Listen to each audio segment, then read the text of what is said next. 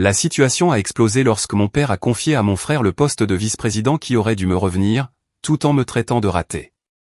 J'ai démissionné, leur laissant les clés du serveur alors qu'ils avaient oublié que j'en avais le contrôle exclusif.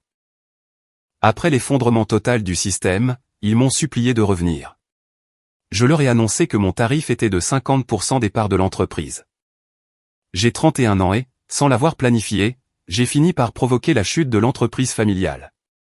Mon intention n'était pas de la détruire, mais quand ils m'ont mis le détonateur entre les mains avant de me supplier de l'activer, j'ai décidé que c'en était assez. Ils l'avaient bien cherché. Pour comprendre ce qui s'est passé, il faut connaître le fonctionnement de ma famille. Mon père a fondé Durand Solutions Industrielles il y a 25 ans. Il a commencé dans le garage de notre maison, avec quelques ordinateurs et une idée ambitieuse. Avec le temps, il en a fait une PME spécialisée dans les logiciels d'automatisation industrielle. Nos systèmes pilotaient des usines de production, des centres de distribution et des processus logistiques complets. Si l'un de nos programmes tombait en panne, des usines entières s'arrêtaient, et les pertes s'accumulaient d'heure en heure. Nous comptions parmi nos clients 3 entreprises du CAC 40 et une quarantaine de fabricants de taille moyenne dans la région Auvergne-Rhône-Alpes. Depuis mon enfance, j'étais le fils technique. Pendant que les autres jouaient au football, j'apprenais dans le garage comment fonctionnaient les serveurs, les réseaux et le code. À 15 ans, j'aidais déjà à résoudre les problèmes des clients après les cours au lycée. À 18 ans, je gérais pratiquement toute l'infrastructure informatique en tant que stagiaire non rémunéré tout en préparant mon bac. Je me souviens particulièrement d'un incident. Quand j'avais 17 ans, le serveur de base de données principal a commencé à afficher des erreurs de corruption. Mon père a paniqué et a fait appel à de coûteux consultants qui n'ont pas trouvé la panne. J'ai passé 6 heures à examiner le système jusqu'à détecter une fuite de mémoire dans un module externe. Je l'ai réparé moi-même, faisant économiser à l'entreprise environ 50 000 € en honoraires et en pertes évitées. La réaction de mon père ? Une tape sur l'épaule et un bon travail. Rien de plus. Mon jeune frère, Julien, était mon opposé, charismatique, sportif, populaire. 3 ans de moins que moi, mais toujours le centre de l'attention.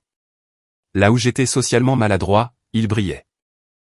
Il savait faire rire, se souvenait des détails personnels et donnait à chacun le sentiment d'être important. Je préférais les ordinateurs, car ils étaient prévisibles et justes. Le favoritisme a été évident très tôt. Si j'obtenais d'excellentes notes, on me disait que c'était ce qu'on attendait de moi. Si Julien réussissait de justesse, on célébrait son effort avec une sortie au restaurant. Quand j'ai monté mon premier rack de serveur à 16 ans avec des pièces de récupération, mon père a à peine levé les yeux de la télévision. Quand Julien a marqué l'essai de la victoire lors d'un match de rugby du lycée, mon père a pleuré de fierté dans les gradins. L'histoire s'est répétée à chaque étape. J'ai été admis à l'université publique pour étudier l'informatique avec une bourse sur critères sociaux, on m'a dit que c'était un choix raisonnable. Julien est entré dans une école de commerce privée qui coûtait le triple, et mes parents lui ont organisé une grande fête. J'ai financé mes études avec les aides de l'État et un petit boulot car, selon mon père, l'entreprise ne pouvait pas m'aider. Julien, lui, a reçu un soutien financier complet de nos parents. Je travaillais 25 heures par semaine pendant mes études. Julien appelait à la maison quand il avait besoin d'argent et le recevait en quelques heures. J'ai obtenu mon diplôme avec mention et peu de dettes. Il a terminé avec une moyenne médiocre et une assurance démesurée. À la fin de mes études, j'ai commencé à travailler à plein temps dans l'entreprise. J'ai démarré en bas de l'échelle, bien que j'ai bâti une grande partie de nos systèmes pendant mon adolescence. Pendant 8 ans, je suis devenu le pilier central de la société. J'ai conçu l'architecture des serveurs, mis en place les protocoles de sécurité et développé des solutions qui nous ont permis de remporter 3 de nos plus gros contrats. Lorsqu'un concurrent a lancé une plateforme cloud pour nous prendre des clients, j'en ai construit une meilleure en 6 mois, tout en assurant le fonctionnement de l'infrastructure existante. Il y a eu un moment critique, lorsque nous avons failli perdre notre plus gros client, qui représentait 22% de notre chiffre d'affaires. Son directeur des systèmes d'information voulait nous remplacer à cause d'un tableau de bord obsolète. J'ai travaillé 3 semaines, 18 heures par jour, pour créer une nouvelle plateforme d'analyse avec des visualisations personnalisées, une surveillance en temps réel et des alertes prédictives. Ils ont signé une prolongation de contrat de 5 ans. Lors de la réunion, mon père a parlé d'une bonne amélioration technique sans jamais mentionner mon nom. Julien, qui n'avait participé en rien, a été remercié pour sa gestion de la relation client. Après 5 ans, j'ai été nommé directeur de la technologie. Ce n'était pas la vice-présidence, mais j'ai accepté. Je pensais que la reconnaissance viendrait avec le temps. Je me trompais. Julien, après son diplôme, a enchaîné les petits boulots dans la vente et une start-up financée par mon père à hauteur de 60 000 € pour une application qui a fait faillite en 8 mois. On ne lui a jamais demandé de rembourser l'argent. Pendant ce temps, cela faisait 2 ans que je demandais une modeste augmentation de budget pour du matériel, et on me répondait toujours qu'il n'y avait pas de ressources.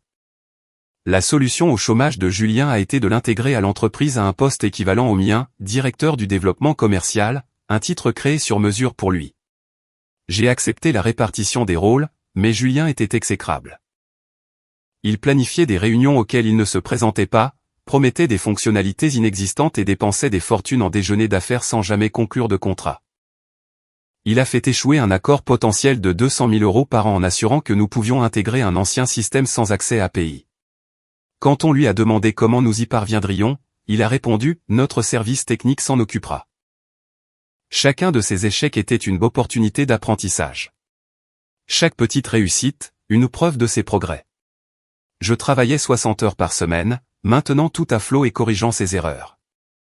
Même salaire, même titre. Quand j'ai posé des questions sur mes perspectives d'évolution, mon père a souri avec condescendance et m'a dit « Antoine, les profils techniques ne sont généralement pas des dirigeants. Tu es précieux là où tu es. Ne t'inquiète pas pour les titres. » Le plus grave concernait la salle des serveurs. Toute l'infrastructure avait été conçue et était maintenue par moi. Je connaissais chaque mot de passe, chaque clé de chiffrement, chaque système de sauvegarde. J'ai essayé de former d'autres personnes, j'ai documenté les processus et demandé un administrateur junior pour avoir du renfort. On m'a toujours répondu qu'il n'y avait pas de budget pour cela. Pendant 8 ans, j'ai été le seul point d'accès critique. Personne ne semblait s'en soucier, car il supposait que je serais toujours là. Il y a 6 mois, mon père a convoqué une réunion générale. Il a annoncé la création du poste de vice-président des opérations pour superviser les divisions techniques et commerciales. J'ai pensé qu'après 8 ans, mon heure était enfin venue. Puis il a dit, « Je suis fier d'annoncer que Julien assumera ce poste, avec effet immédiat. » Le silence était absolu. Mes collègues évitaient mon regard. Julien souriait comme s'il avait gagné un prix. Mon père a parlé de sa vision stratégique et de sa capacité de leadership. Julien a répété des phrases toutes faites sur l'excellence et l'engagement. Je suis resté immobile. 8 ans à tout construire de zéro, à soutenir les contrats et les systèmes, pour voir mon frère être promu au-dessus de moi. À la fin de la réunion, je suis allé directement dans le bureau de mon père. J'avais besoin de comprendre ce qui venait de se passer. Quand je suis entré, il était assis derrière son bureau avec une expression d'autosatisfaction qui m'a retourné l'estomac. « Papa, j'ai besoin de te parler de la décision concernant le poste de vice-président. » Il a soupiré, comme si j'étais un enfant interrompant une conversation d'adulte. « Antoine, je sais que c'est peut-être difficile à entendre, mais Julien a montré un vrai potentiel de meneur d'hommes dernièrement. L'entreprise a besoin de quelqu'un qui puisse avoir une vue d'ensemble. » Une vue d'ensemble ? Cela fait 8 ans que j'ai cette vue d'ensemble.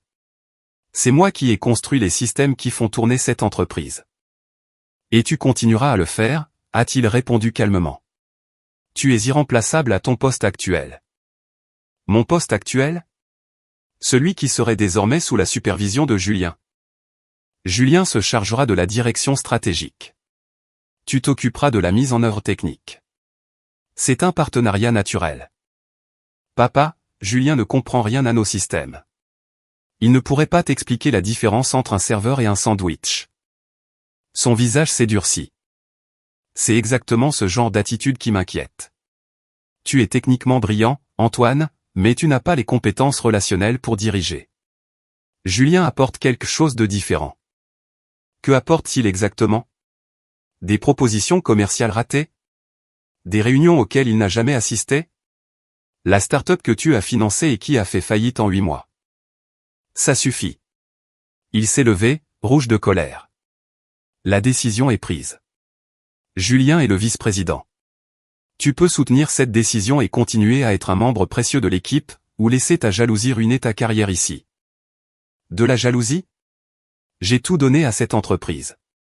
J'ai manqué des jours fériés, annulé des vacances, travaillé en étant malade. J'étais présent à chaque crise, à n'importe quelle heure et n'importe quel jour. Tu as apporté tes compétences techniques, ce pourquoi nous te payons. Mais diriger exige plus que de savoir comment fonctionnent les ordinateurs. Julien a de la vision, il a du charisme. Il a ce qu'il faut pour être le visage de l'entreprise. Le visage de l'entreprise. C'était donc ça. Julien présentait bien en costume et savait serrer des mains devant les clients. J'étais le technicien maladroit qui faisait en sorte que tout fonctionne. Tu penses que je ne peux pas diriger parce que je ne suis pas assez charmant? Je pense que tu es un technicien brillant qui devrait se concentrer sur ce qu'il fait de mieux. Arrête d'essayer d'être quelque chose que tu n'es pas. C'est ton problème depuis que tu es enfant, tu as toujours voulu être différent, au lieu d'accepter qui tu es. Cette phrase m'a transpercé. Plus de 20 ans à me sentir invisible dans ma propre famille, résumé en une sentence condescendante. Je suis sorti de son bureau sans un mot. Je suis resté assis dans ma voiture pendant 1 heure, ressassant chaque sacrifice que j'avais fait pour l'entreprise, chaque week-end travaillé, chaque voyage annulé, chaque relation négligée parce qu'il y avait toujours une autre crise à gérer. Et pour seule récompense, qu'on me rappelle quelle était ma place. Ce soir-là, j'ai appelé ma petite amie, Chloé. Cela faisait 3 ans qu'elle écoutait mes plaintes concernant ma famille avec une patience admirable. Elle était infirmière en soins intensifs au SOHU, elle comprenait les longues journées et le sentiment de ne pas être valorisée. Ils ont promu Julien au-dessus de toi. Oui, le même Julien qui, jusqu'à l'année dernière, croyait que SQL était une sorte de poisson. Et qu'est-ce que tu vas faire? Je ne sais pas encore, mais je ne veux plus continuer à être invisible. J'ai été surpris par mes propres mots, mais ils étaient vrais. Pour la première fois, je cessais de me contenter des miettes que ma famille daignait m'offrir. Les semaines suivantes ont été révélatrices. Julien a assumé son nouveau rôle avec la délicatesse d'un éléphant dans un magasin de porcelaine. Il convoquait des réunions sur la synergie et l'efficacité opérationnelle sans avoir la moindre idée du fonctionnement de nos systèmes. Il m'appelait dans son bureau pour que je lui explique des concepts de base que n'importe qui d'un peu attentif aurait appris en 3 ans. Qu'est-ce qu'un pare-feu? Comment fonctionne notre système de sauvegarde? Pourquoi ne déplaçons-nous pas tout sur Google Drive? Je lui expliquais avec la plus grande clarté possible. Il hochait la tête comme s'il comprenait, puis répétait mes mots devant mon père comme si c'était ses propres idées. J'ai analysé notre infrastructure et nous sommes trop dépendants des serveurs locaux. Nous devrions adopter une approche distribuée pour gérer les risques. C'étaient les mots exacts d'une proposition que j'avais rédigée 2 ans plus tôt et que mon père avait rejetée car il la jugeait trop technique. Maintenant, il les célébrait comme la pensée stratégique de Julien. À chaque réunion, il faisait l'éloge de sa vision, tandis que j'observais comment mes idées étaient recyclées et attribuées à un autre. Jusqu'à ce que Julien décide de moderniser l'infrastructure. Il a lu un article sur le cloud computing et en a conclu que nous devions tout migrer immédiatement. Il a ignoré le fait que de nombreux clients avaient des exigences de sécurité spécifiques qui compliquaient certaines solutions dans le cloud. Il a ignoré le fait que nos systèmes actuels étaient stables et efficaces. Le cloud sonnait moderne, et cela suffisait. Il a engagé des consultants externes sans me consulter. Ils sont arrivés avec des présentations élégantes et des mots pompeux, promettant de révolutionner nos opérations. Ils ont présenté un budget qui m'a coupé le souffle, 350 000 € et un calendrier totalement irréaliste. Lorsque j'ai exprimé mes inquiétudes lors de la réunion de planification, Julien m'a interrompu. J'apprécie ton opinion, Antoine, mais nous devons voir grand. Tes systèmes historiques nous ont bien servi, mais il est temps d'évoluer. Des systèmes historiques? Des systèmes que j'avais construits de A à Z et qui n'avaient pas subi une seule panne majeure en 8 ans. Si nous précipitons cette migration, nous allons avoir de graves problèmes. Nos clients dépendent d'une disponibilité continue. Toute interruption pourrait nous coûter des contrats. C'est pour cela que nous avons engagé des professionnels, a-t-il dit en désignant les consultants qui hochaient la tête avec assurance. Ils ont fait cela des dizaines de fois. Nous sommes entre de bonnes mains. J'ai regardé mon père, espérant qu'il réagisse, mais il acquiesçait, convaincu. Je veux qu'Antoine collabore pleinement avec l'équipe de transition, a ajouté Julien. Cela implique de remettre tous les accès, la documentation et les mots de passe pour leur évaluation. Là, j'ai tout compris. Il ne voulait pas mon opinion. Il voulait mes clés. Pendant 8 ans, j'ai été le gardien de l'infrastructure critique de l'entreprise.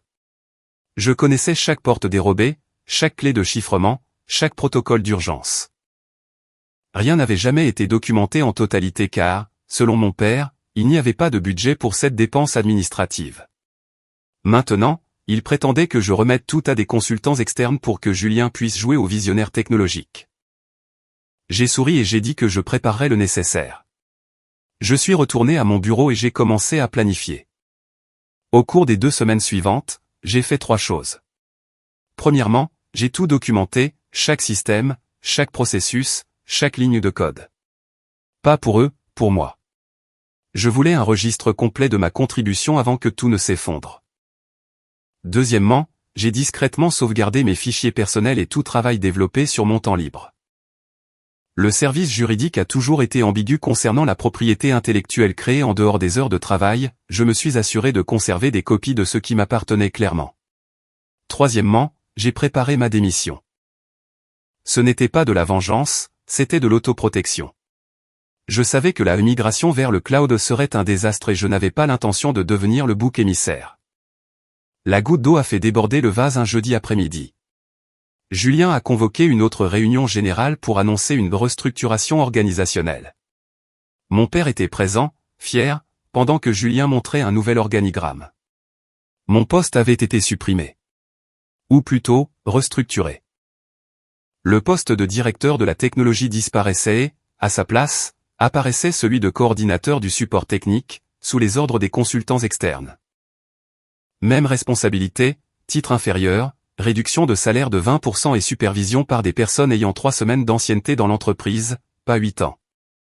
Après la réunion, mon père m'a pris à part. Je sais que cela ressemble à un recul, mais vois cela comme une opportunité. Tu travailleras avec des professionnels expérimentés qui peuvent t'aider à grandir. M'aider à grandir ? J'ai construit tout ce qu'ils sont censés maîtriser. Ton attitude est le problème. Tu résistes au changement. Tu crois en savoir plus que tout le monde. C'est pour cela que tu as stagné. Tu es un technicien, Antoine, un bon technicien, mais tu n'es pas un leader et tu dois l'accepter. Stagné ? J'avais géré toute l'infrastructure alors que Julien ne trouvait pas l'imprimante sans aide. Julien est un leader. Tu es un technicien. Il n'y a rien de mal à cela, mais tu dois accepter ta place dans cette entreprise. Ma place. Apparemment, celle d'un employé de support glorifié dans l'entreprise de ma propre famille, pendant que mon frère jouait au cadre dirigeant. C'est ainsi que tu me vois, ai-je demandé à voix basse. Après tout ce que j'ai fait ? Il m'a regardé avec quelque chose qui ressemblait à de la compassion. Je t'aime, Antoine, mais tu n'as jamais eu ce qu'il faut pour diriger. Tu es doué pour suivre les instructions et résoudre les problèmes techniques. C'est précieux, mais Julien a le charisme et la vision dont nous avons besoin pour grandir. Parfois, nous devons reconnaître nos limites. Je suis resté silencieux. Le nouveau poste inclut une prime de rétention de 15 000 € si tu t'engages à rester pendant la transition. Nous avons besoin de toi pour le transfert technique. Réfléchis-y. Il est parti et m'a laissé dans le couloir, comprenant que j'avais consacré 8 ans à construire une entreprise pour des personnes qui me voyaient comme un outil utile. Ce soir-là, j'ai rédigé ma lettre de démission. 2 paragraphes, professionnels, effectifs dans 2 semaines. Je l'ai effacée et j'en ai écrit une autre. Une seule phrase, je démissionne, avec effet immédiat. Je l'ai envoyée à 6 heures le lendemain matin à mon père, à Julien et aux ressources humaines. J'ai éteint mon téléphone, pris la voiture jusqu'à l'appartement de Chloé et dormi 14 heures d'affilée.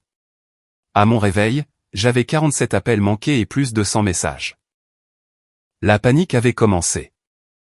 Il y a une chose qui se produit lorsque seule une personne sait comment fonctionnent tous les systèmes, lorsque cette personne s'en va, personne d'autre ne peut rien réparer. Et quand je dis rien, c'est rien. Le premier jour de mon absence, le serveur de sauvegarde a commencé à afficher des erreurs. C'était un problème mineur, une tâche de maintenance programmée qui nécessitait une approbation manuelle car je n'avais jamais automatisé cette étape. Il m'aurait fallu 5 minutes pour le résoudre. Sans moi, personne ne savait quoi faire. Ils ont appelé l'équipe de consultants, qui a passé 8 heures à essayer de diagnostiquer la panne et a fini par l'aggraver en redémarrant les services dans le mauvais ordre. Le deuxième jour, le serveur de messagerie a cessé de fonctionner. Non pas parce qu'il y avait une véritable panne, mais parce que personne ne connaissait les identifiants d'administrateurs pour redémarrer le service. Ces identifiants étaient dans ma tête, ainsi que 200 autres mots de passe qu'on ne m'avait jamais demandé de documenter. Pendant 3 jours, les consultants ont essayé de réinitialiser les mots de passe, et la seule chose qu'ils ont obtenue a été de se bloquer complètement. Le troisième jour, le client le plus important a appelé, menaçant de résilier le contrat parce que son tableau de bord de surveillance avait cessé de se mettre à jour. Le problème était simple, un jeton API qui devait être renouvelé tous les 90 jours. Je m'en étais toujours chargé, personne d'autre ne savait même qu'il existait. Jacques me tenait au courant par message. Il ne me demandait pas d'aide, il comprenait pourquoi j'étais parti, mais il voulait que je sache ce qui se passait. J'ai apprécié ce suivi détaillé. Julien a passé 45 minutes à hurler sur les consultants. C'était presque satisfaisant. Mon père reste enfermé dans son bureau. On ne l'a pas vu sortir depuis des heures. Les consultants parlaient de faire venir une équipe d'experts en informatique légale parce qu'ils pensaient que c'était un piratage. Ce n'était pas le cas. Ils ont simplement découvert que celui qui avait tout construit de zéro savait des choses qui n'avaient jamais été documentées. Mon téléphone n'arrêtait pas de sonner. Mon père, Julien, les ressources humaines, des collègues avec qui je parlais à peine. Tous voulaient savoir où j'étais et pourquoi je n'aidais pas. Je ne répondais à personne. Le 4e jour, mon père s'est présenté à l'appartement de Chloé. Je l'ai observé par le Judas pendant qu'il frappait à la porte et m'appelait durant 20 minutes. Avant de partir, il a glissé un mot manuscrit, « Antoine, s'il te plaît, appelle-moi. Nous pouvons arranger ça. Papa. » Je l'ai jeté à la poubelle. Le 5e jour, Julien m'a envoyé un email menaçant de me poursuivre pour sabotage et vol de propriété de l'entreprise. Je l'ai transféré à un ami avocat, qui a ri et dit qu'il n'avait rien. Je n'ai rien saboté, je suis simplement parti. Que je sois le seul à comprendre le système n'était pas ma responsabilité.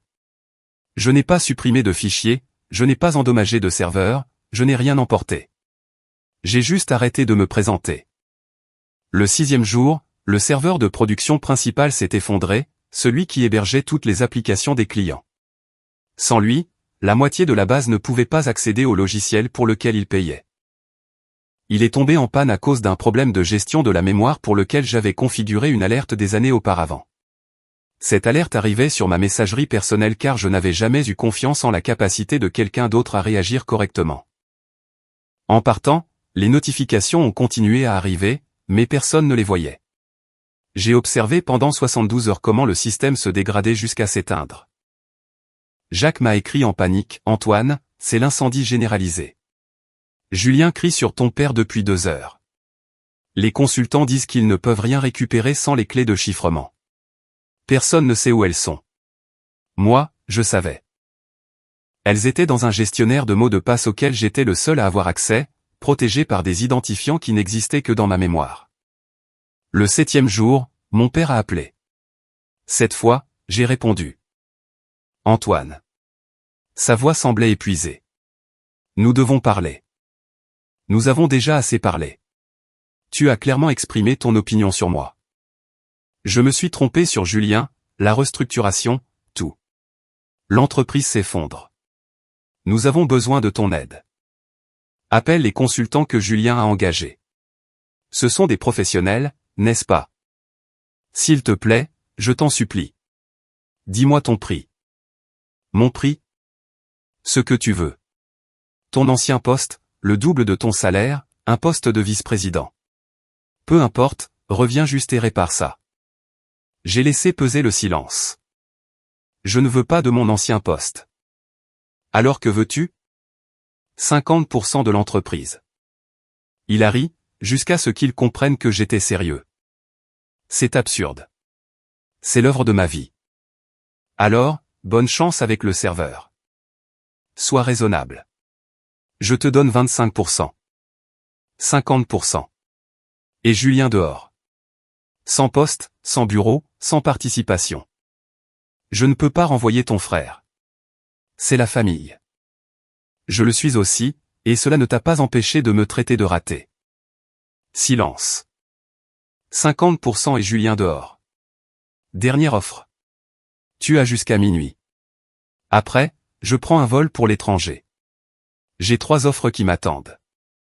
J'ai raccroché. Les 18 heures suivantes ont été intenses. Les consultants ont démissionné, ils ont dit que la situation était impossible en raison de vulnérabilités incroyables auxquelles ils ne pouvaient pas accéder. 2 clients importants ont résilié leur contrat. 3 employés ont démissionné. La banque a appelé pour une échéance de prêt impayé, programmée sur un système automatisé auquel personne n'avait accès. Julien a fait une crise de nerfs sur le parking, la sécurité a dû l'escorter. À 11h47 du soir, mon téléphone a sonné. 50%. Julien dehors. Ce que tu veux, reviens juste. Tout par écrit, signé et validé par nos avocats avant que je ne touche un clavier. Il n'y a pas le temps. Alors les serveurs resteront en panne. Nous sommes en train de tout perdre. Demain midi. Sinon, l'accord est annulé. Le lendemain, à 11h58 du matin, j'ai reçu 3 documents, un accord de cession de parts sociales qui m'accordait 50% de Durand Solutions Industrielles, la lettre de licenciement de Julien et des excuses formelles de mon père. Mon avocat a confirmé que tout était valide. Je suis retourné au bureau à 2h de l'après-midi. La réception était vide. Les employés me regardaient comme si j'étais leur sauveur ou leur bourreau. Mon père semblait avoir vieilli de 10 ans. Julien faisait ses cartons en silence. Antoine, a dit mon père, je suis désolé. Je ne suis pas venu pour des excuses. Je suis venu pour réparer ça. Julien a murmuré que j'avais détruit la famille. Je lui ai répondu que c'était eux qui l'avaient détruite, et que j'avais juste arrêté de les laisser faire. Il est parti. Il n'est jamais revenu. En 4 heures, j'ai restauré les fonctions de base. 6 heures plus tard, tout fonctionnait. À minuit, l'entreprise était de nouveau opérationnelle. En 3 mois, j'ai mis en œuvre des changements, documentation complète, identifiant redondant, formation, une équipe informatique professionnelle. J'ai restructuré l'entreprise. Mon père est passé à un rôle de consultant, j'ai pris le poste de PDG. Nous avons éliminé les charges inutiles et reconstruit les relations. Julien a tenté de porter plainte au prud'homme pour licenciement abusif. Son avocat a laissé tomber l'affaire après avoir examiné l'accord. Il a ensuite envoyé une mise en demeure alléguant la contrainte. Notre avocat a répondu avec un dossier détaillé de ses erreurs, migration ratée vers le cloud, client perdu, vulnérabilité. Nous avons même inclus des enregistrements de sa crise de nerfs. La plainte a disparu. La culture a changé. Les employés ont commencé à parler lors des réunions. Le moral s'est amélioré. Récupérer les clients a été difficile. 2 ne sont pas revenus. Le 3e est revenu après que j'ai personnellement visité leur siège social, ils ont signé une prolongation de 3 ans à de meilleures conditions. Le redressement financier a pris 4 mois. J'ai personnellement garanti un prêt relais pour couvrir les salaires. J'ai embauché de vrais talents, Patricia comme directrice des systèmes d'information, Guillaume comme directeur financier, Samantha aux ventes. Nous avons investi dans la formation et les processus. Au 6e mois, nous étions rentables. Au 9e, un chiffre d'affaires record. À 1 an, plus de clients que jamais. Les publications du secteur ont souligné notre transformation. J'ai refusé une invitation à un podcast, bien que j'ai apprécié la reconnaissance. Mise à jour, 6 mois plus tard, nous avons enregistré le meilleur trimestre de notre histoire. 3 nouveaux contrats majeurs, 12 nouveaux employés, une expansion sur 2 marchés. Le plus gros contrat a dépassé notre chiffre d'affaires d'il y a 2 ans. Chloé et moi nous sommes mariés le mois dernier. Petite cérémonie, sans drame. Seul mon père y a assisté de mon côté. Julien n'était pas invité.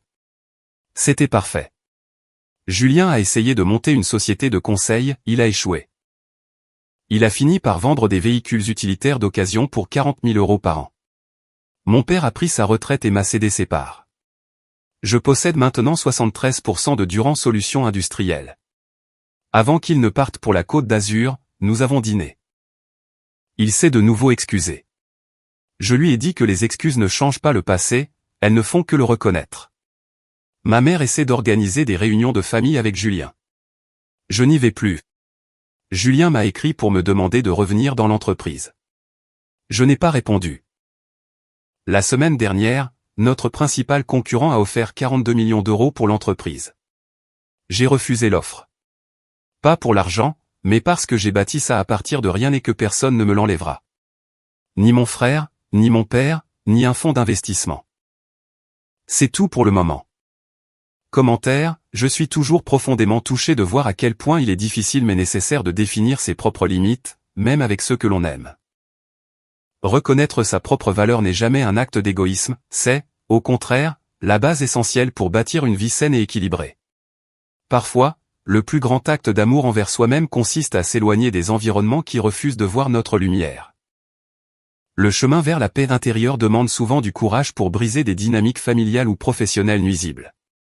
Reprendre le contrôle de sa destinée implique d'accepter ses responsabilités tout en refusant de porter le poids des erreurs des autres.